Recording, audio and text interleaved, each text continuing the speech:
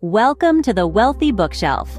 Today we're embarking on a new journey into the world of leadership with the book Dare to Lead by Brené Brown.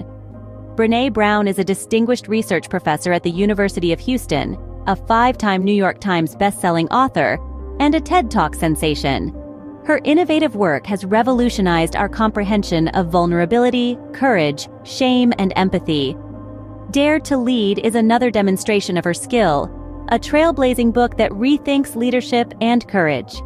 This book is not just a product of Brown's insightful mind, but is also rooted in new research conducted with leaders, change champions, and culture transformers.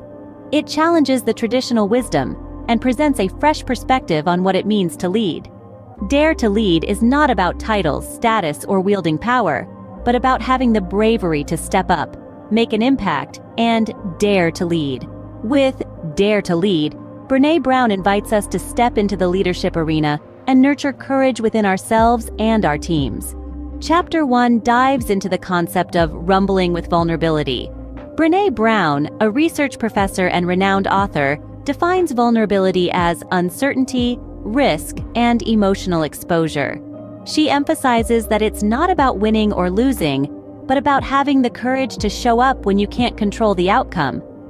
Now, you might ask, why is vulnerability so crucial in leadership? Here's the thing. Brown suggests that vulnerability is the birthplace of innovation, creativity, and change. To lead is to be vulnerable. It's about being brave enough to take risks, to make tough decisions, and to admit when you're wrong. Let's delve a bit deeper into this concept of rumbling. In the context of the book, rumbling is a term used to describe having honest, tough conversations about uncomfortable feelings and unmet needs. It's about leaning into the discomfort, asking the hard questions, and listening with the same passion with which we want to be heard. Brown further illustrates that vulnerability is not a weakness, but rather the most accurate measure of courage. It's the willingness to show up, to be seen, to rumble with the fear of failure or judgment. It's about embracing the uncertainty and taking that leap of faith, because that's where the magic happens. That's where growth and transformation occur. Key points to remember from this chapter include the fact that vulnerability is not just about fear and grief, but also about joy, creativity, and love. It's not just about the dark and difficult times, but also about the moments of triumph and celebration. Also, remember that to rumble with vulnerability is not about winning or losing. It's about the courage to show up, to be seen, to be heard, and to be authentic. As we close this chapter, let's reflect on this powerful quote from Brown. Courage starts with showing up and letting ourselves be seen. So, whether you're a leader in a multinational corporation, a small business owner, a teacher, a parent, or just someone trying to navigate this thing called life, remember, it is okay to be vulnerable, to rumble with the uncomfortable, and to dare to lead. Chapter 2. Living into Our Values guides us on how to walk our talk. It's an enlightening exploration of the concept of values and how these deeply held beliefs shape our actions, especially in leadership roles. Brené Brown, the author, emphasizes that values aren't just about what we say, but more importantly, about what we do. In her words, they are not simply professed values, but must be practiced values. So, what's the difference between professed and practiced values? Well, to put it simply, professed values are the ideals we claim to hold, the beautiful words we embroider on our mission statements. Practiced values, on the other hand, are the principles that genuinely guide our actions, the invisible threads that weave the fabric of our day-to-day decisions. Brown encourages us to scrutinize the gap between these two. Are we merely professing our values, or are we truly living them? This is a question that is particularly critical for leaders. Leadership isn't about the title or the corner office. It's about the influence and impact we have on others. And that influence is largely shaped by the values we embody. Here's where the importance of clear, well-defined values comes into play. When our values are vague or undefined, it's easy to stray from them. But when we know exactly what we stand for, it becomes a compass that guides our decisions, even in the most challenging situations. One of the key points Brown makes is the role that values play in decision-making. When we are faced with tough choices, our values can be the lighthouse that guides us through the fog of uncertainty. They help us stay true to our course, even when the winds of change are blowing hard. In conclusion, living into our values is not just about knowing what our values are, but about making them the cornerstone of our actions. It's about closing the gap between what we say and what we do. As leaders, it's crucial to not just profess values, but to live and lead by them. In Chapter 3, Braving Trust, we delve into the importance of trust in leadership. Trust is often perceived as a grand, elusive concept, but Brené Brown offers a fresh perspective, breaking it down into 7 digestible elements, each represented by a letter in the word braving. Let's unpack this. B stands for boundaries. Clear boundaries foster respect and understanding and are crucial in any relationship, be it personal or professional. R is for reliability. Consistency and follow-through are key. Leaders must do what they say they'll do, time and again. A represents accountability. Mistakes happen, but owning up to them, apologizing, and making amends is what sets trustworthy leaders apart. V is for vault. This isn't a physical vault, but an emotional one. It's about respecting confidences and not using information as currency. I stands for integrity. It's about choosing courage over comfort, right over fun, fast, or easy. It's about practicing your values, not just professing them. N is for non-judgment. We all need help sometimes, and being able to ask for it without fear of judgment is a sign of a safe, trusting environment. Finally, G is for generosity. It's about extending the most generous interpretation possible to the intentions, words, and actions of others. Trust, as Brown emphasizes, is not a one-time grand gesture. It is, instead, a series of small actions performed consistently over time. It's about showing up, being there, and proving that you can be depended on. Trust is also not a one-way street. It requires reciprocity. To trust others, we must also allow ourselves to be trusted. This means opening ourselves up, being vulnerable, and taking risks. All hallmarks of courageous leadership. Trust is the glue that holds a team together.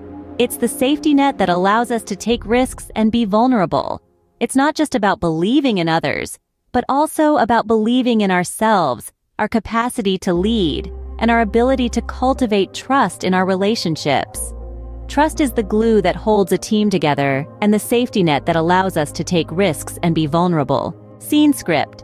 Chapter 4, Learning to Rise, teaches us how to get back up when we stumble. Brené Brown takes us on a journey through a 3-step process: reckoning, rumbling, and revolution, which she views as integral to rising from our falls. Let's begin with reckoning. This is the moment when we acknowledge our stumble, our fall, our failure. It's about recognizing that we've hit a roadblock and need to confront it. It's not about assigning blame or wallowing in self-pity.